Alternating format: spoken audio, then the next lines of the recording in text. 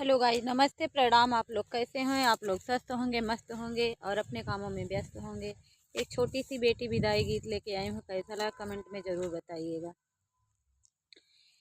हे निरमोहिया मम्मी ना, हे निरमोहिया मम्मी ना, दई के लाल की चुनरिया, है निरमोहिया मम्मी ना, दई के लाल की चुनरिया, है निरमोहिया मम्मी ना, दुअरे बैठल पापा जे रोवैये अंगनवा बीचे ना, हो अंगनवा बीचे ना, दिह ए अंगनवा बीचे ना, हे निरमोहिया मम्मी ना, दिहलू गोदिया छोड़ाई, है निरमोही मम्मी ना,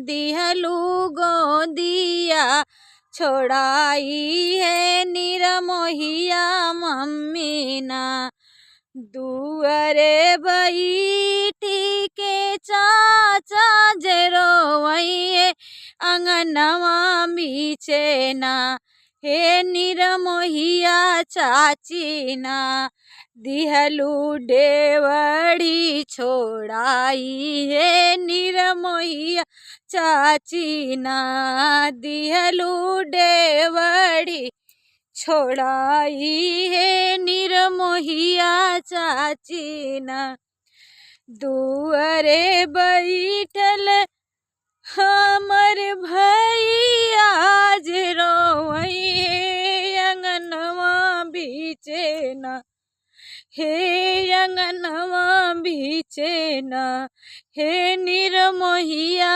भाभी ना, दिहलू अंगना छोड़ाई, हे निरमोहिया भाभी ना, दिहलू लाली रंग चुनरिया, है निरमोहिया मम्मी ना, दिहलू लाली रंग चुनरिया, है निरमोहिया मम्मी ना। बहुत अच्छा प्यारा गीत है। आप लोग अच्छा अच्छा कमेंट करिएगा और बताइएगा कि बेटी विदाई गीत कैसा लगा आप लोगों को।